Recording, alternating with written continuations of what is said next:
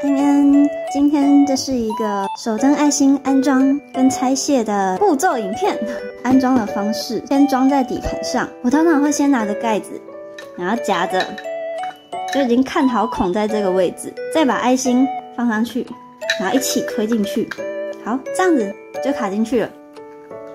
再来就是盖上盖子跟拆除的时候，这个爱心跟整个手灯的高度很接近，请把它移成垂直放上去，它就会非常轻易的盖上。这是平行的样子，看它是会卡住的。它要打开的话，它一定是要有一个空间可以让它往下，要转一下，转到偏垂直就可以非常轻易的打开。再来就把底板要先抽出来，把爱心拿下来，比较不会伤爱心底座。如果你们使用过后脱落的话，在我摆摊的时候都可以直接拿过来，等我修理完之后我会再寄给你们。